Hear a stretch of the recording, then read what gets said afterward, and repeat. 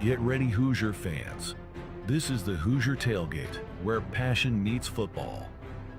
We're breaking down the biggest stories, bold predictions, and insider insight on Indiana football and beyond. Whether it's game day strategy, recruiting buzz, or the latest hot takes, we've got you covered. Grab your spot at the tailgate. The Hoosier Tailgate starts now.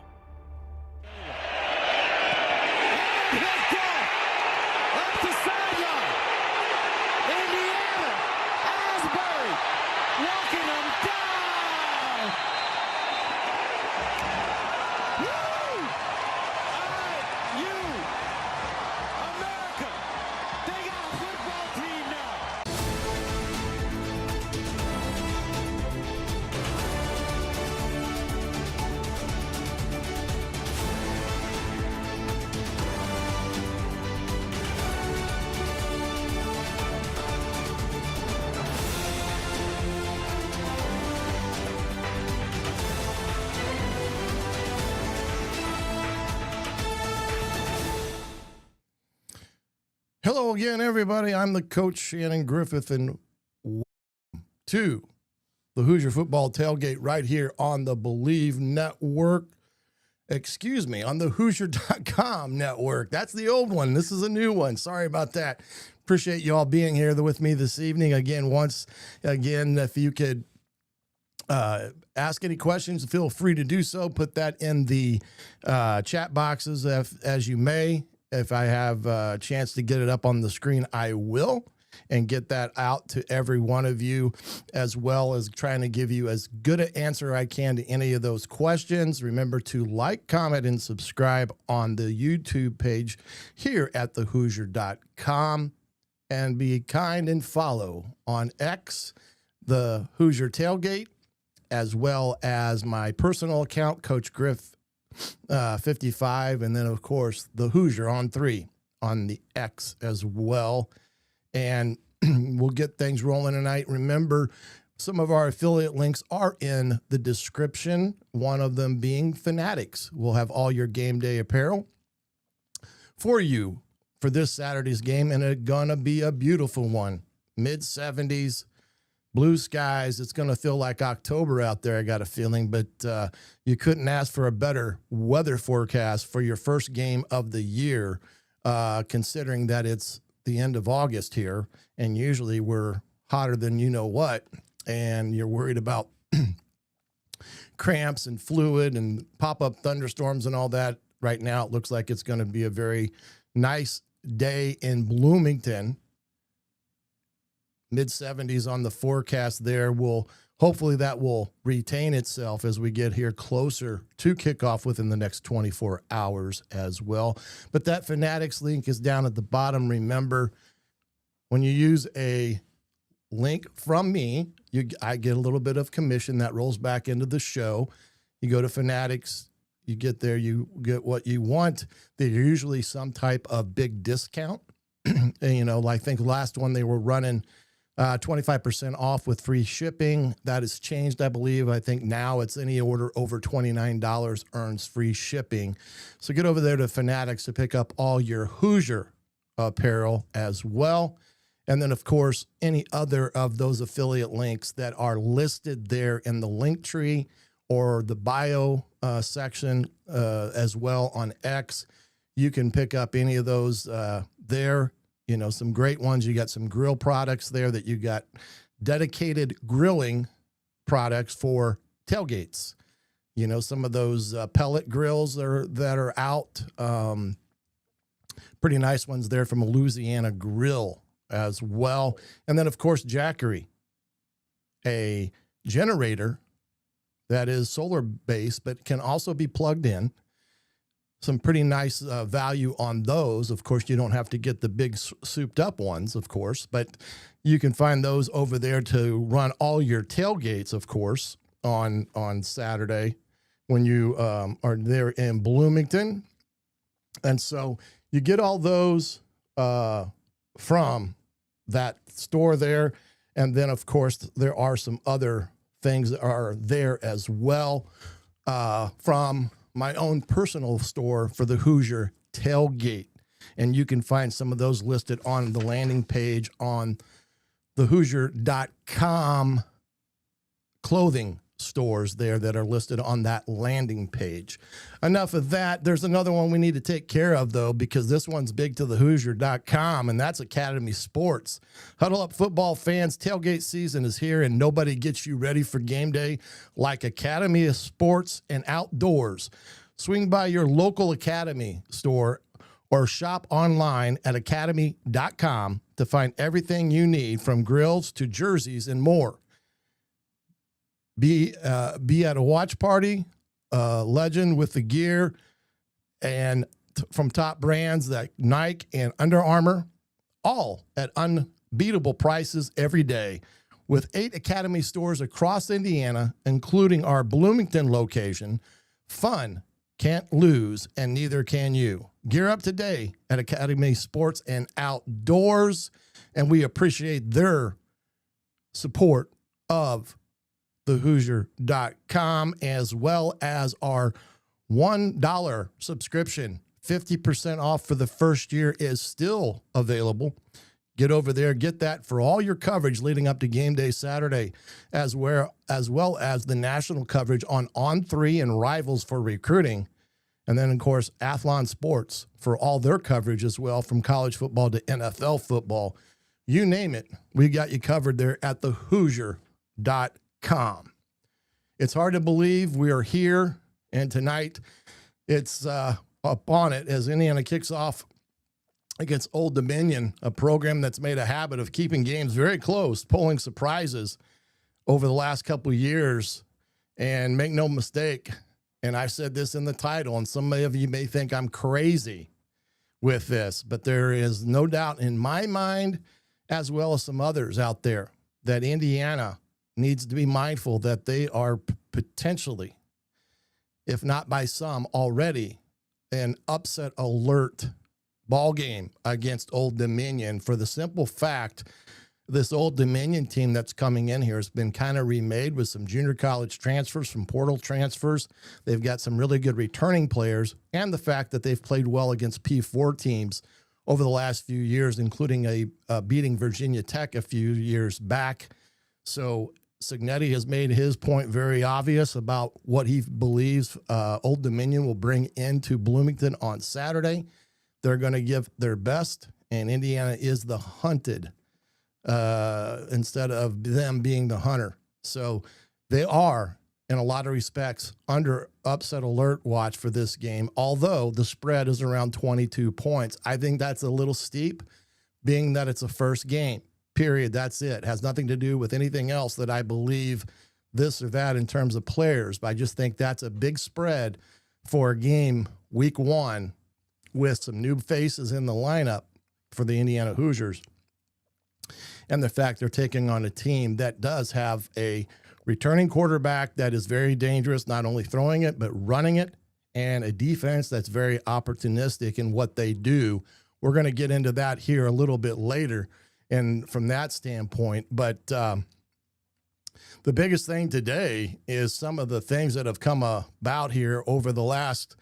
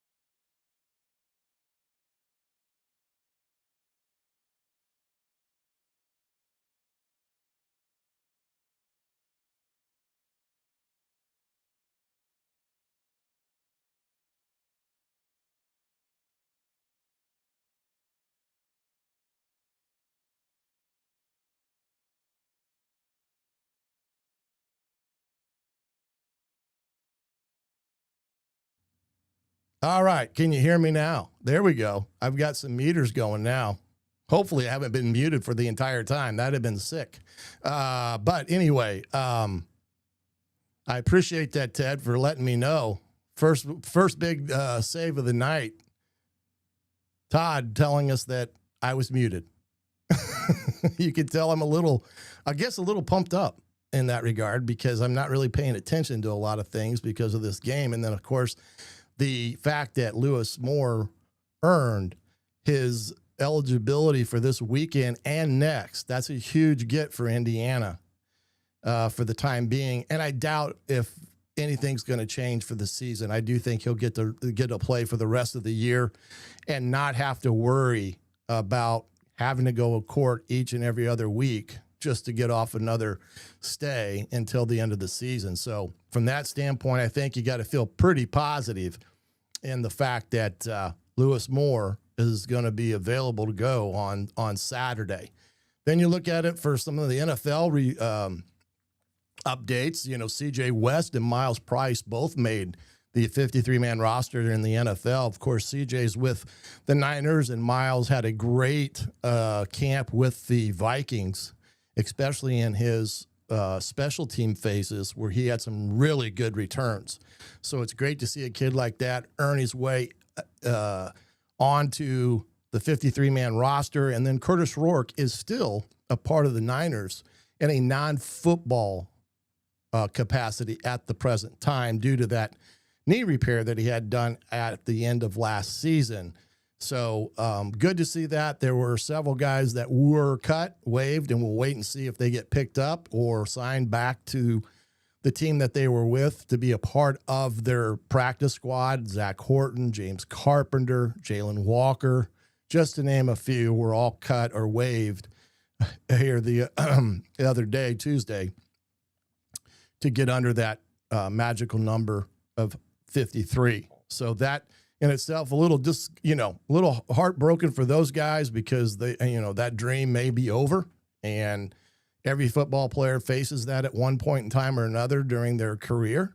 Some sooner than others, some later than others, but you always have that aspiration of playing in the NFL, and maybe those dreams may not be totally over, even though they got cut now. They may have opportunities as the year go on to get picked up or next round in the NFL season for that particular aspect of things. Also, the tickets are still available for Saturday's game, which I get, and I understand that it's a holiday weekend and all, and you got college football going all over the place. Right now, you got in my office, I've got South Florida and Boise State playing, with South Florida up 10-0 early in the third quarter. It's going to be good. The life is good right now. New life, that's for sure. But about 5,000 tickets still available. That the last I heard was that, and that they were also opening that up now to the student body to purchase a reserved seat at student prices, which I think is huge and a great opportunity for those that were not able to secure student tickets for the football year, because those are sold out. They now have the opportunity to pick up some of those reserve tickets that normally would go to the general public, but they're going to get them at student prices, which I applaud. Indiana University, Scott Dolson, the AD, and of course, I'm sure President Witten had some say in that, but that's a great opportunity there. Just some other things here as it pertains to game day on Saturday. The Hoosier Walk will take place at around 12:05 p.m., being that it's a 2:30 kickoff there. If you're not available to attend, it'll be on Fox Sports 1. But if you want to be there for the Hoosier Walk, 12:05 will be that time for this year's walk or I should say for this particular game walk on Saturday. And they have already put out to a lot of the local and, far-reaching media, I guess you could say, plan on leaving early to get there in plenty of time for the kickoff on Saturday. They do anticipate even though there's not a total sellout at this moment, it will be a pretty good chance that there'll be a good traffic jam trying to get into the stadium and parking on Saturday. So you want to give yourself plenty of time, especially being it's the first time here in 2025 to get yourself back into the old swing of things, or finding that secret cut back road that you can get to the stadium easier and faster. So it's one of those things that, give yourself some time, take your time.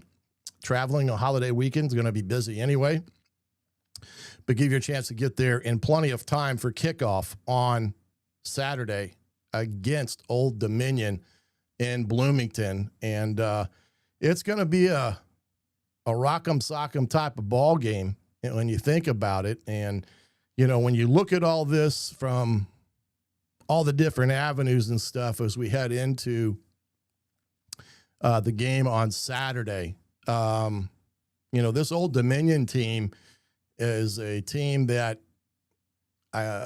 you got to have a lot of respect for what they've got on paper and coming back. They've been in a lot of tight ball games in the last few years in terms of a lot of games in the one-score games over the last two seasons. I saw today,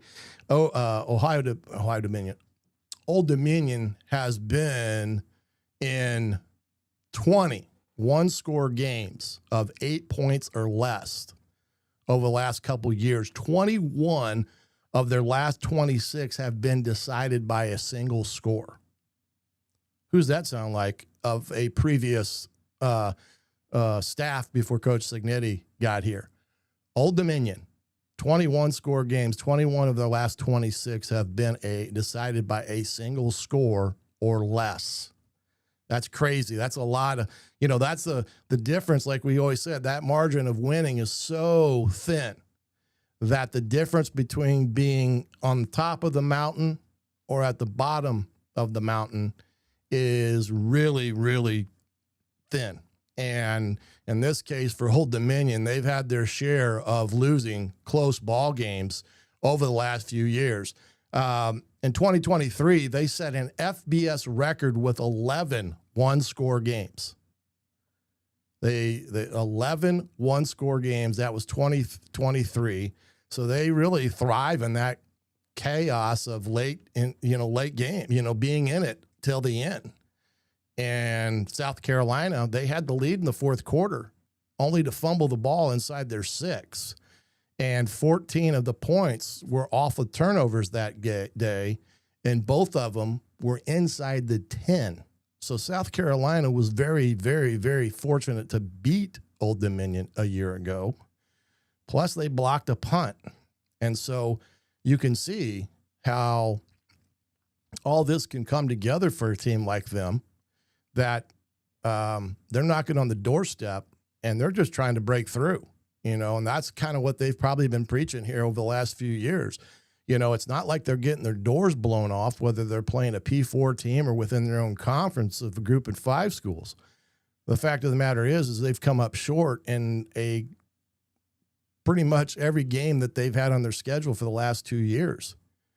And so they're a team that's ready to break down that one-score barrier and stick their head in through the other side, because, you get to a point where you come to expect it in terms of those type of games and not having success in it. But that's one thing that they've been very, very, very good at, is being in a position to win in the fourth quarter. They just haven't had the opportunity to win in terms of knocking, finishing it off or getting that extra play that they need to have success in all of that. So it's one of those things that Indiana will have to be on guard with as we kind of get through this, as we look here at the Big Ten schedule for the next couple of days. You've got a lot of ball games that are occurring between now and Monday. And as you can see, Ohio and Rutgers, which is another game that I would put on a upset alert. notice because of Ohio's success in the Mid-American Conference, where they've played, I think, in the MAC championship game 3 out of the last 4 or 5 years. Buffalo's up in Minnesota. Miami's at Wisconsin, and another game that you could put a next to. Nebraska at Cincinnati. That's a big game for Coach Rule and his Cornhuskers, having to go on the road to open the season at Big 12 Cincinnati. Sorsby is still the quarterback there, former Indiana quarterback.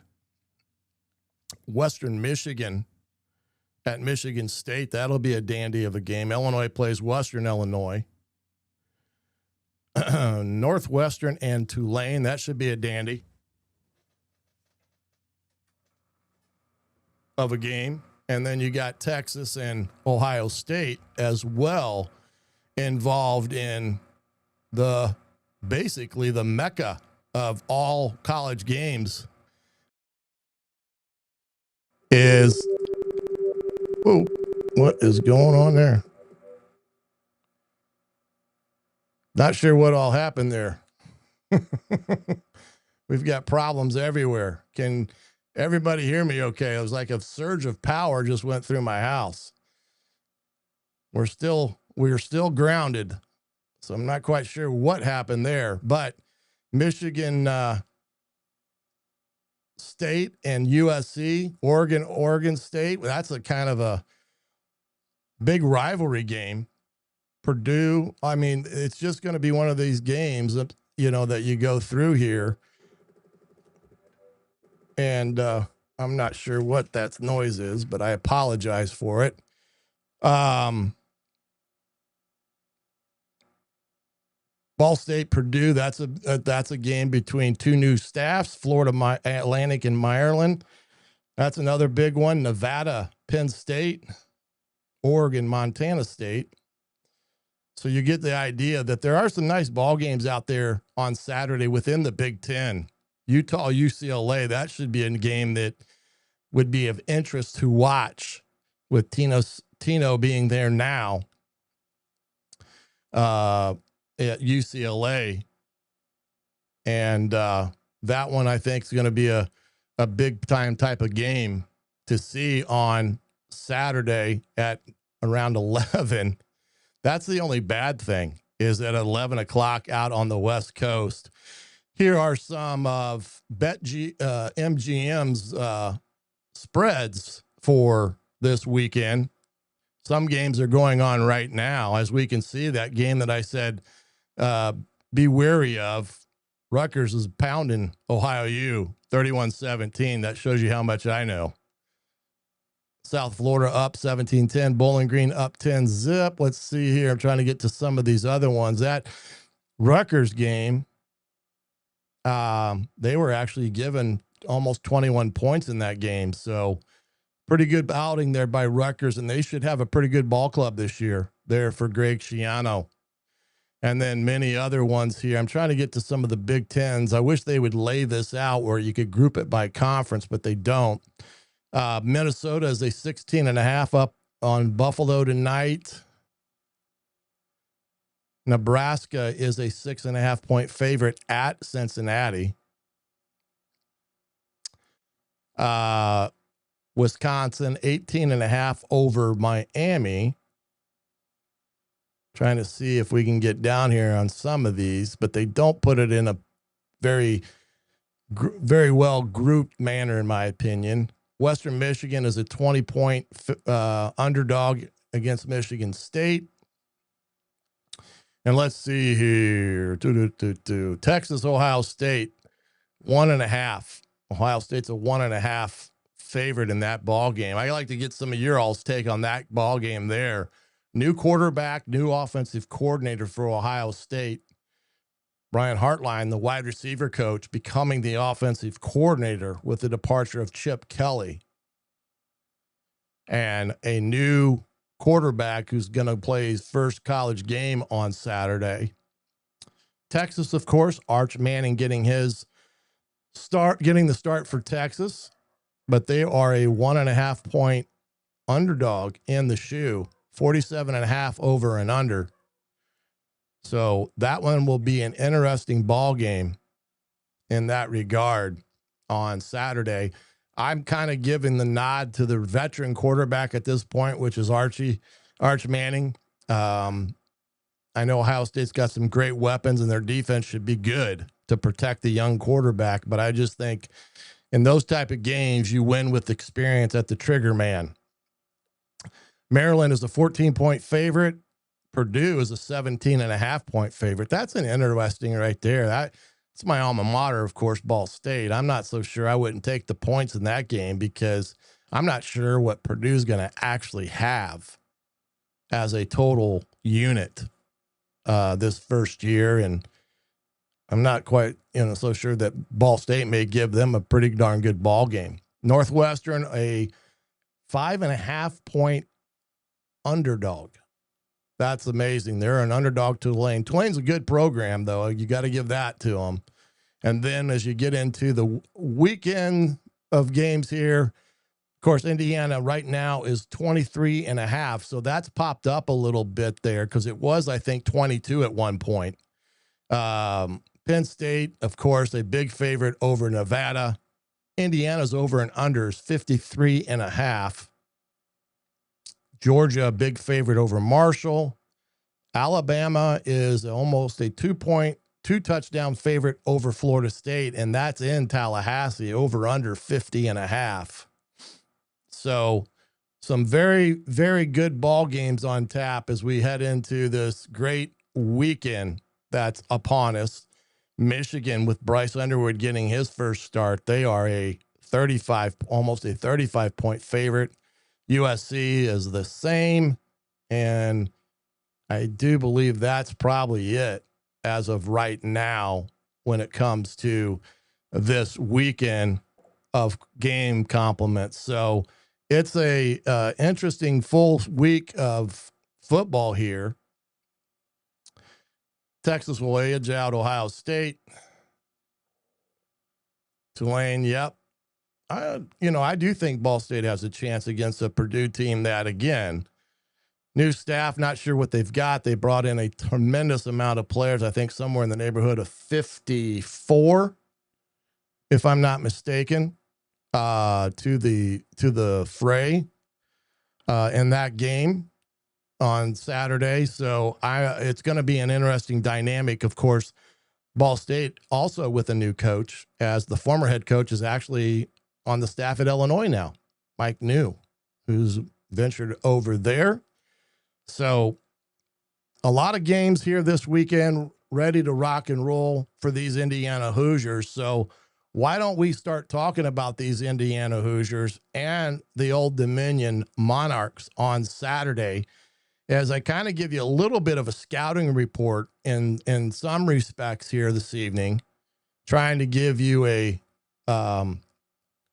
good idea of what's all going to be happening in this game. We'll come back to that in a second. But when you talk about this Old Dominion team, you talk about their starting quarterback, which is this Colton Joseph kid. Very talented kid. We'll throw on some tape of him. He really didn't start until about the fifth game of the year. And I think at the end of the year, he actually got hurt and did not play. But he's a very good quarterback, fully capable of running the ball and throwing it. So you got the dual threat, 6'2", 200-pound kid. Last year, he threw for over 1,600 yards, as you can see there from PFF, with all the different statistical categories and how he did. Overall passing wise, he's about a 60% completion guy. Threw 11 picks or 11 touchdowns last year, 5 interceptions. So not too bad there overall. But they threw the ball 22 times last year. He was 133 of 222 for 1625. And then he rushed, let me see, I'll have to get that to the next slide here in a second. But they've got two good quarterbacks there. They've both played and had success at the trigger point. Joseph is the guy that, they want to run by because he's been a fairly good quarterback, of course, when he's healthy. And right now that's going to be their QB1 heading into this weekend, but a adequate backup and what they've got there as well. Let me see if I can blow this up a little bit as well. Again, if you guys got any questions, I can get all that in the chat this evening as well. But Colton's a good quarterback. Well, from what I've seen of him on film, he's got a decent arm. I wouldn't say it's great, but I think it's a very good, decent arm. About 60% completion. They're a team that does the RPOs just as much as Indiana does. So a lot of those mid to short range throws. And then when it's opportunities there, they'll take a shot. But Indiana will definitely going to have to do a really good job of keeping this kid in the pocket and not letting him get outside, because if he gets outside, he can hurt you with his legs, and he can also throw it well enough that moving him in the pocket and putting him out on the corners is definitely an option for them Saturday, especially when you want to change up the launch points of the quarterback, something that Indiana will probably look to do as well. When you look at their rushing stats on the year from last year, and I don't know if this didn't come out as well as I wanted it to, but Joseph was their second leading rusher last year with the 720 yards on the year, as you can see there. And with that being said, the second guy there with over 300 yards is I think it's Hinchy, the QB number 2 there, number 10. So those two guys were their top 2 rushers a year ago. And then, of course, their true running back, kid by the name of Young, last year had over 800 yards. So they had over 2,000 yards on the ground last year. So a respectable rushing attack there at Old Dominion, an offense that was as consistent in terms of rushing and throwing the football with some good games of, averaging that good 400 yards per game and stuff. The interesting part that I found interesting, though, is that both of them, offense and defense, both average scoring 28 points. The offense averaged 28 points a game. The defense averaged giving up 28 points a game. I don't think I've ever seen that done before, but that was kind of an interesting statistic that I was able to kind of pull together as well, looking at it overall, from an overall perspective with everything. And I thought that was an interesting dynamic to see that and that type of thing here. Want to get to what I think some of the things that they show offensively and defensively here in a second. I wanted to see here. Let's see if I've got it here within my grasp. Oh, where'd that go? Let's see. Yeah, let's go back up to this one here. And I gotta find, sorry here, kind of got it all over the place. Kind of what I call the tail of the tape, where it gives you a look at them statistically on both sides of the football. When you talk about this team, and they have a interesting statistical analysis when you look at both Indiana from a year ago as well as this Old Dominion team. And these are some things that when you get these first games of the year, it can be very difficult to get a full grasp of, what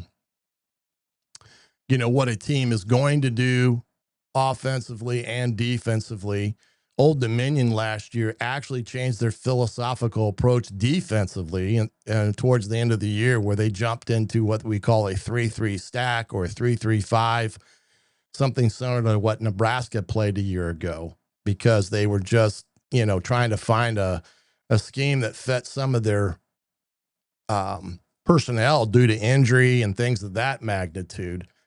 But and I'm trying to find all this stuff, and I'm drawing a 0 here tonight, and it's not in the place where I thought it was. So we may have to come back to it here in a second. But one of the things that was pretty evident in a lot of this tonight was Indiana was so good a year ago in the rush defense component of things. And I do think their defense again this year is going to give offenses problems. And when we pull up the video here in a few minutes of Old Dominion's, a couple of their games last year, you're going to see offensively, they like to take really big splits with their wide receivers to really stretch the defense horizontally, to widen the gaps, so to speak. And Indiana's going to have to find their rhythm again awful quickly in the run game and defending of that, and being able to take care of the quarterback as well in that run game, because, they've got a talented kid there that can do that, and their running back's going to be pretty different.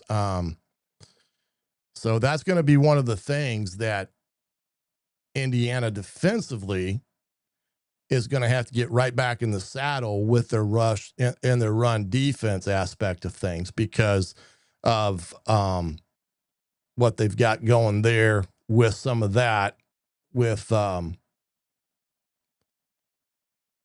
their defense matching up against this offense. And then when you flip it to the other side of the coin with Indiana's offense, with a new quarterback in charge back there tonight, to Saturday, with Mendoza back there, you get into this thing about, can they get into rhythm?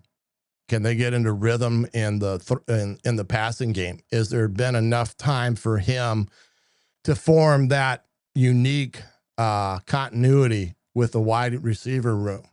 Surratt and Cooper and EJ and any of the new ones that have crept into the equation as well.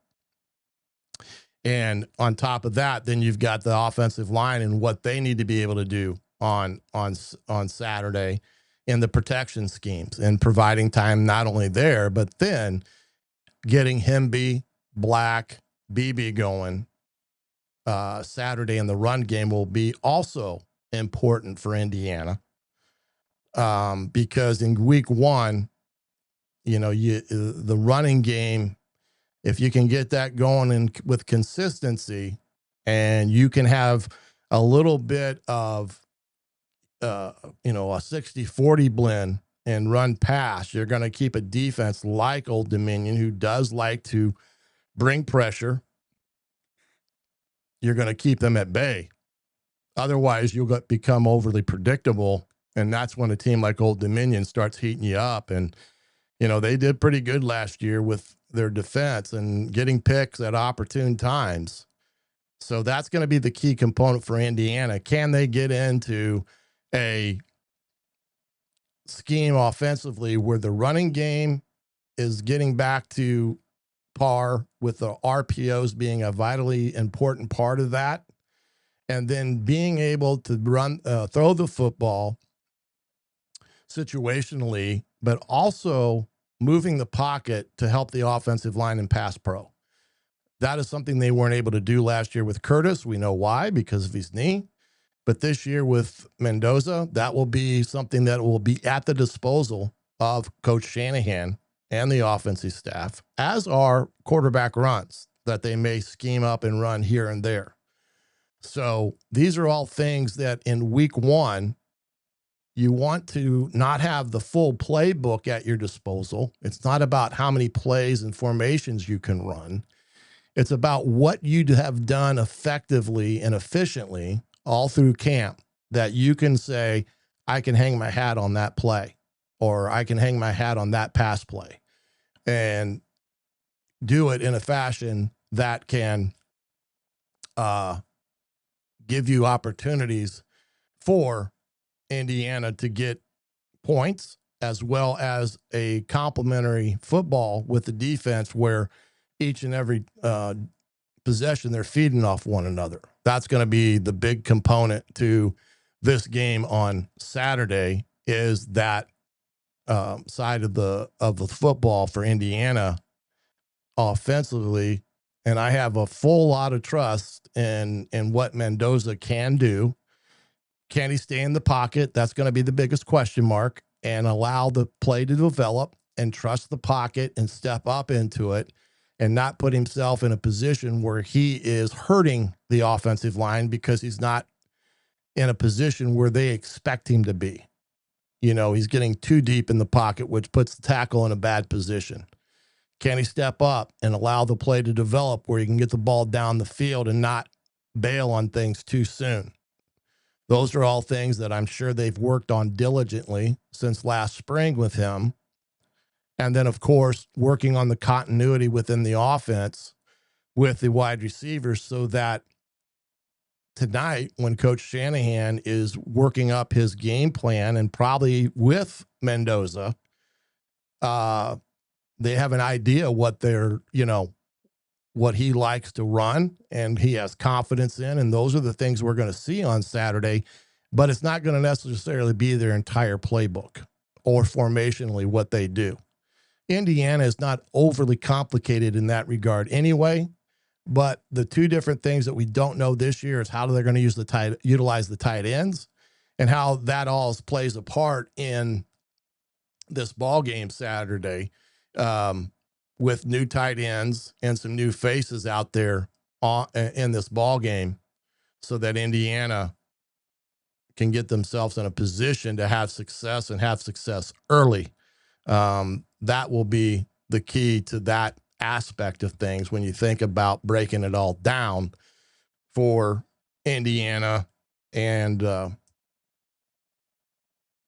Old Dominion when it comes time to on Saturday. I'm going to pop it over here to, let's see if I can bring this up now, since I think I found what I'm wanting to find.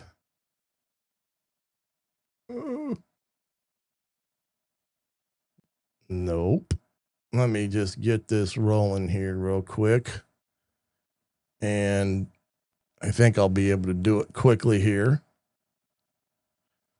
Give you an idea of kind of what I think is going to be needed Saturday for Indiana to win this game, and what I call goals for this game. And then we'll jump over into some of the video so that you guys can have an idea of what to expect when you see Old Dominion on some of the tape that I've been able to secure. Don't tell anybody, but sometimes it works out that we're able to get some of this stuff from my old days, or at least I think I should be able to get it. Let's see if I can get this up here. It's not wanting to. I tell you, sometimes these things just don't work the way you want them to. And let's see if we can get this. Yep, Indiana was 2 overall in a lot of categories defensively a year ago. They gave up 80 yards rushing a year ago. So hopefully you guys can see this data point here with some of this stuff that I've put down here for Indiana in theory of what I feel like they need to have to get themselves in a position to win Saturday afternoon against Old Dominion. And that, number one, is, I do believe, a prediction of the score 31-17. I think if Indiana can put at least 24 on the board, that should be enough to win Saturday. When you look at this, rushing the football, I think Indiana has to have a 2-1 advantage over Old Dominion. I do think Indiana's strength defensively is in the rush game, but I also think they've got enough that we're pretty excited about what Indiana has on the back half as well. So when you look at that total offense compared to each other, I think Indiana should be in a position to outgain them by at least plus 200 in a game that if they can rush for 200 and Mendoza can have a significant day throwing the football and tee up 275 and average 475 for the day, I do think Indiana will have a great opportunity to have a very good, efficient day offensively and play complementary football with Indiana's defense. But where it all starts coming into play is when you get to third down. Indiana has to have third and medium to third and short situations. Indiana has too many third and longs on Saturday. It could be a long day because that's when Old Dominion likes to get in and do a lot of their different stuff. If Indiana can keep Old Dominion out of things they like to do and keep them guessing, and Indiana can have significant success on third down where they're, averaging 40% conversions. Last year, Indiana was like 48 on their third down conversions in all the games they played. So even that is a little bit under their goal of last year where they were at the end of the year. But if you're about 40% on third down percentages, that tells me you've getting a lot of third and medium, third and short, which also lets you know that your efficiency on first down is averaging between 4 and 5 yards. And that's the key thing. There's two efficiencies that you look at in football: first down efficiency, third down efficiency. And the really good teams are good at both. That means they're good at getting about 5 yards on average on first down, which means that on third downs, they're pretty much going to have third to medium, third and short at the worst. But on the flip side of that, for defenses, the same thing is true. They have to have really good defensive first down efficiency, what puts teams back on their heels, forces second and long, that ultimately leads to third and long. And when you do that, your efficiency on defense, where they are not able to convert third downs, if you can hold them to about that 30% third down conversion, you've got a good chance of coming out with a pretty good day in the office. Special teams, vitally important Saturday. Old Dominion, I believe, is ranked 4th in the country in block punts last year, if I'm not mistaken. So their special teams has been very good for them over the last few years. And if you're going to have a situation off in this ball game Saturday, and you're going to want to have a special teams day where you can either score or set up a score with our special teams. And that's something Indiana did quite well a year ago. Then it'll be a very good day in the kicking department for Indiana. Now, last year, Indiana didn't kick much. They didn't punt much through the year. Who knows what may happen this year? Sig has a pretty good gambler's hand when he likes to go for it on fourth down based upon all the analytics and things. And that may still be the case on this year. As you can see, Indiana was about 50% on their fourth down conversions a year ago. But in this game Saturday, special teams always finds a way to enter the fray in the week one. You have a bad snap on a punt, you have a muff on a kick, and you give up cheap scores or you allow them great field position, and that can get yourself in trouble. So Indiana, with their special teams Saturday, if they can score or set up a score, that is going to be huge. in week 1. And it goes a long way for them getting to that magical 31 points on the day. Red zone, they were great last year in the red zone. When they got in the red zone last year, they were 89, almost 90% in the red zone scoring touchdowns a year ago, if memory serves me correct, and also on the points. So they did quite well when they got inside the red zone last year. They were able to put 7 on the board relatively consistently, but they also never went away too many times empty-handed by not getting any points. So as you can see there, if Indiana can hold serve in that as well, they got a great chance of coming away victorious if when they get in the red zone, they can score points. And most of those being of the 6-point version of things Saturday. And then a defense that bends doesn't break and puts the pressure on Old Dominion to try to kick and convert field goals. And Indiana did well with that a year ago. So special teams is always going to enter the fray week 1, and it can either help you or crush you in a game. And those are the type of things that you see the big mistakes where you got too many men on the field. You got a punt returner that makes a stupid decision because he doesn't put his heels on the 10 and he backs up and tries to field a punt on the 5 and it bounces off of his shoulder pads and they recover and you give them a cheap score. Those are the type of errors that you cannot make week 1 in hopes of surviving this type of ball game. You've got to be nearly perfect in those categories Saturday on making good decisions in order to have a chance to win. And right, Old Dominion had 4 kicks in 13 games last year. Yep. They're very good. They're very good at their special teams. And like I said, when you're trying to find ways to win and you're not maybe as good enough as you need to be on offense or defense for that matter,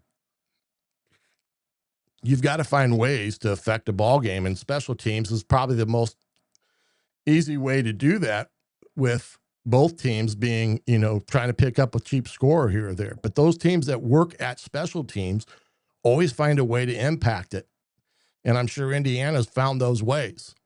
The biggest thing with Indiana Saturday and what they did great last year was turnovers. If they can come out Saturday and not turn the ball over, but yet get 2 or 3,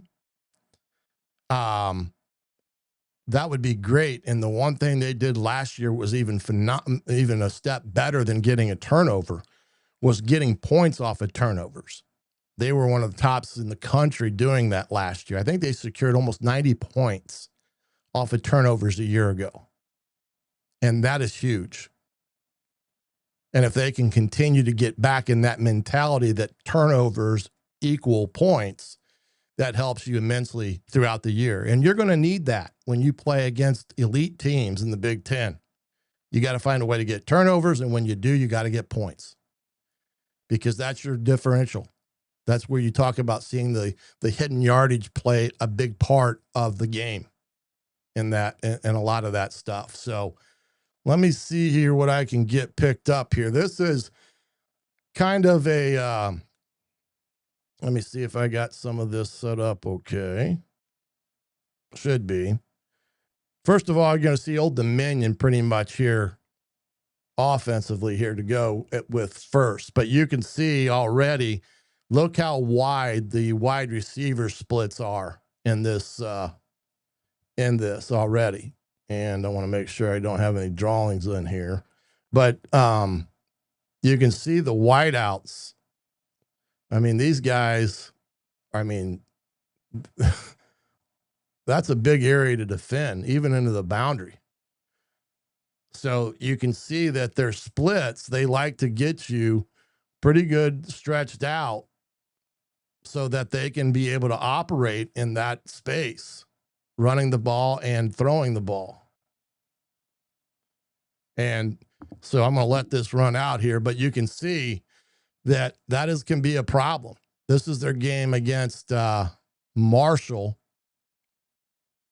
Chance where they just kind of circle the defense here on a run, and this was late in the year. 2 is Joseph. That's the quarterback that we'll face on Saturday.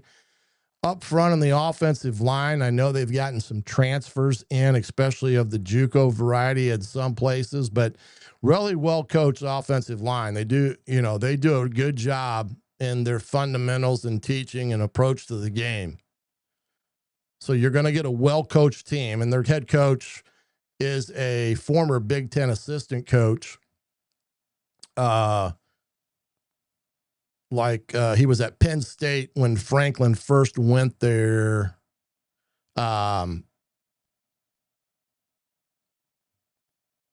Vanderbilt. So this is the same clip, and I got to get to the next one here. Let me get to the next one. Again, trying to get you some idea of what to expect. Not overly tricky in their formations. They're pretty much getting a couple formations. Their tight end is down here at the bottom of the screen, so they do like Indiana likes to do. They do have some nice plays and creativity in what they like to do. This is a play where the quarterback can either run the quick pitch, which he's going to do here. He could also run quarterback counter, I think, back into the boundary here, or he can throw it. So this is kind of a 3-tiered RPO when you look at this. So you get the counter wrap. That here he could have taken it. He decided to pitch it because that defensive end closed hard, and we'll see it here on the end zone copy. So he had a lot of opportunity here to do 3 different types of things, but he decided to quick pitch it because the end at the top here closes, and they catch the edge.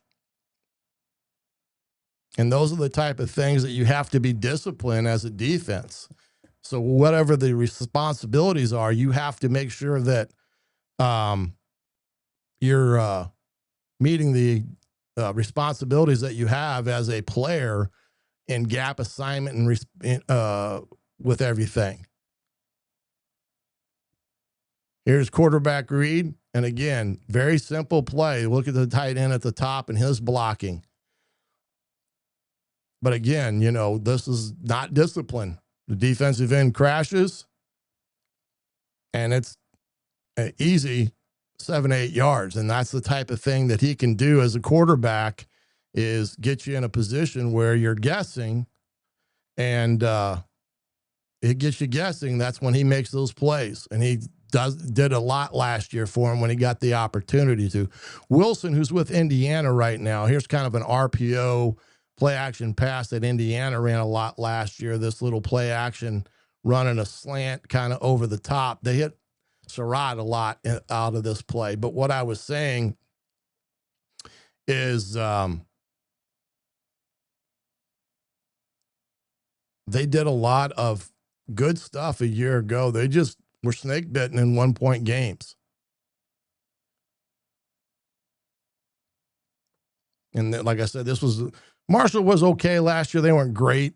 They had some players though. But again, they like to run very simplistic system offensively. Nothing too crazy.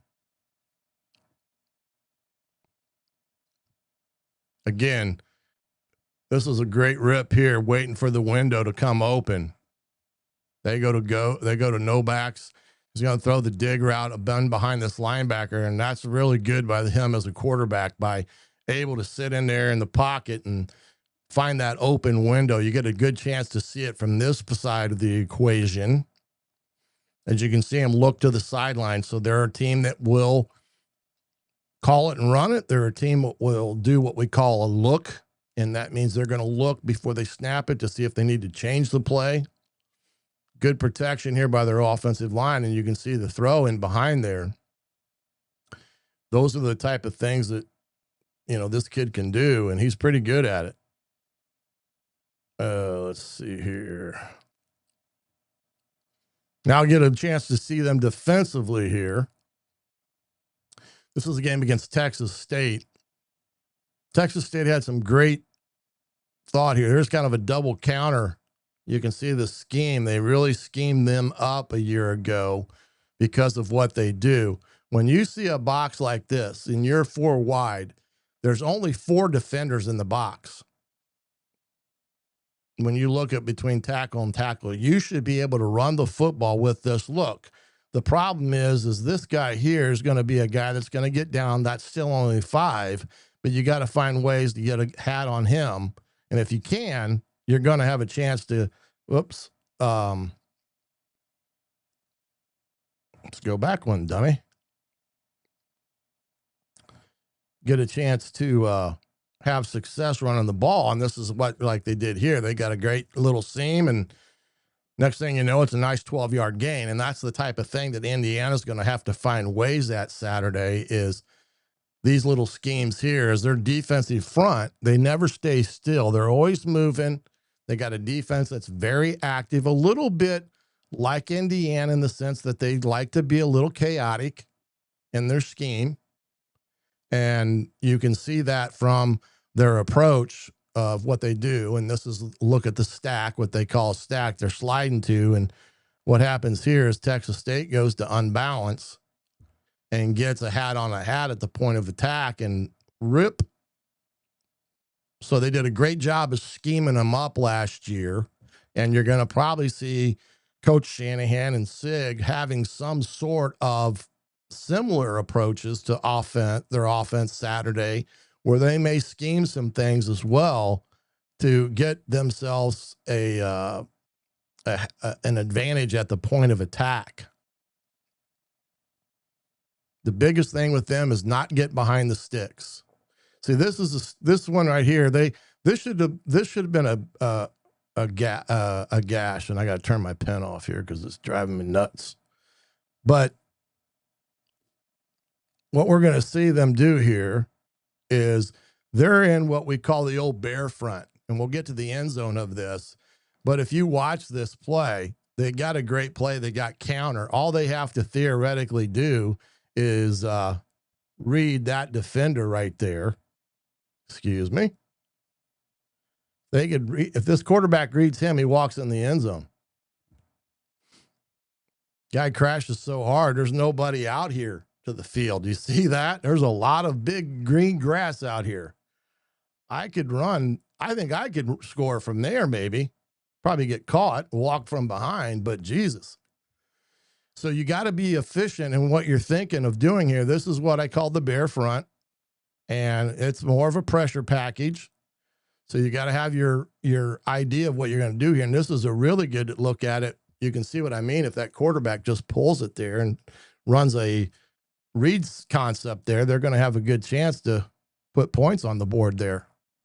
And then we'll go one more here, but you're getting the idea of what you're going to see from them on Saturday.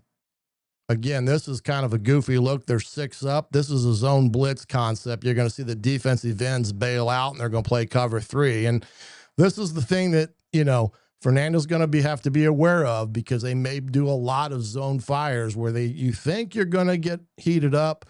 The reality of it is they're going to drop into their zone responsibilities and only rush 4, which is what they do here.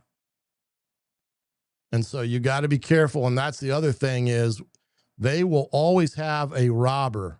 This guy right here is a robber. They play Tampa 2. They play kind of a 3 deep where he's sinking and looking up digs and stuff. He gets a pick in this game because the quarterback stares down a dig and he's there to pick it off. So you got to be aware of coverages and seeing with your eyes what you got in behind there, because you don't want to put yourself in a situation where you're staring down a receiver and you're throwing a pick because you're wanting to throw the dig in behind him and you lose sight of that guy. See, this is a great decision by him. It's just a bad throw.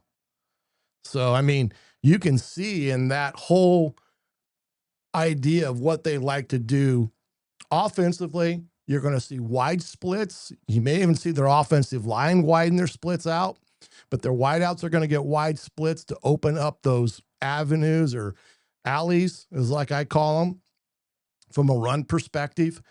and make you defend the entire field as a defense. And that's the one thing that Indiana will have to have an attack for, and they will. They'll have an attack for that.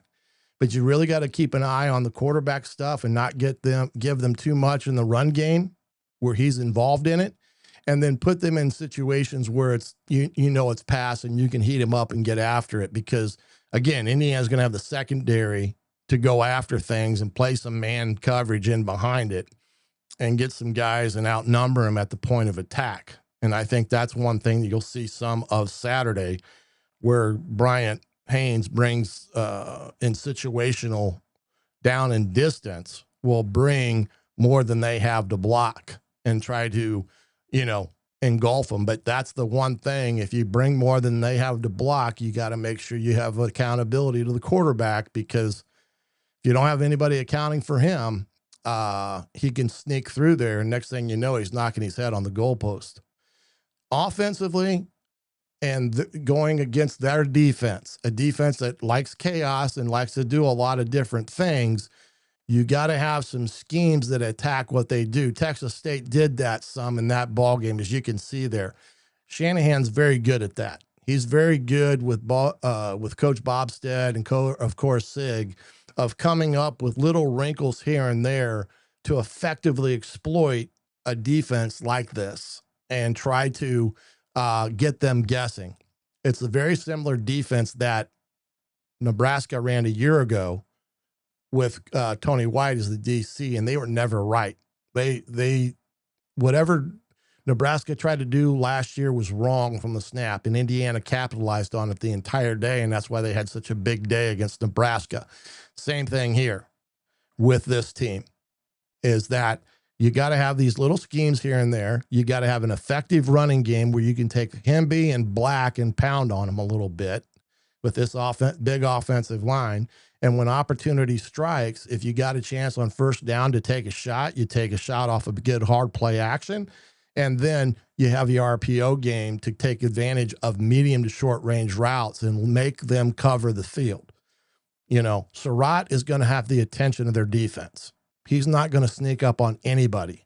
So that's why EJ Williams, Omar Cooper, and others that have come in have got to take that load away from Elijah, so that it's not a one-dimensional passing game, that other guys are involved in it, like the tight ends and EJ Williams and, the Mackay kid from App State, Boyd from Cal that came in, and go right down the line. Those guys got to have big days to help the passing game. And then, of course, Fernando has to remain calm in the pocket. The kid got hit 40 some odd times last year with sacks.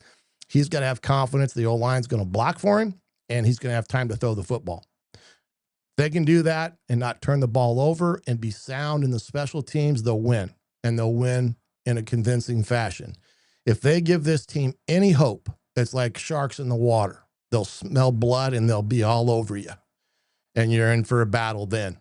Then it's going to be a battle, and I've seen these type of games happen where you're battling them. And being from the MAC and coaching the MAC, we had those type of games. We had Minnesota beat when I was there in 96. We should have beat Minnesota up in the Metrodome, right? Back in the day. And they scored on the last play of the game to beat us. But for the entire game, they were scrambling. And that's the thing. Indiana cannot be scrambling on Saturday. They got to come out, boom.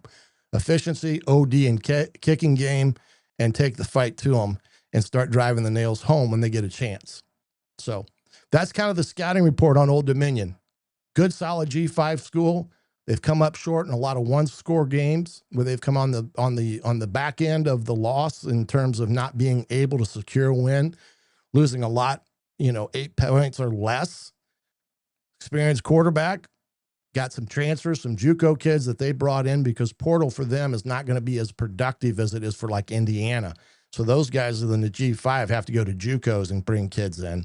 They brought some of those guys in. We'll see what they've got. But again, respect and the opponent, and you go out and play your game, because at the end of the day, you're out there playing against the faceless opponent. And the best thing you can do with that is focus on what you need to do each and every play to gain the win each and every down. And if Indiana can do that like they did so many times last year and play with conviction, play fast, physical, and relentless, and not turn the ball over, they'll win. Pure and simple, and they'll win in some respects to a 31-17 game. If they don't and they get in a dogfight, hold on, boys. It could be a long day in Bloomington. And that's why I said they have to have the potential of being an at-risk alert, upset alert team, because I do respect what Old Dominion's going to put on the field Saturday. Well, I thank you for joining me here this evening on a first full week of the Indiana Hoosiers 2025 season. We'll be back Monday recapping this ball game. Of course, each and every week now, we go 2 a week, Mondays and Thursdays. Mondays recapping Saturday's game, and of course, Thursdays your scouting report for the next game for the Indiana Hoosiers, all right here on thehoosier.com. For now, I'm the coach, Shannon Griffith, and you've been watching the Hoosier Football Tailgate right here on thehoosier.com. Have a great, safe Memorial Day weekend, and we'll see you Monday.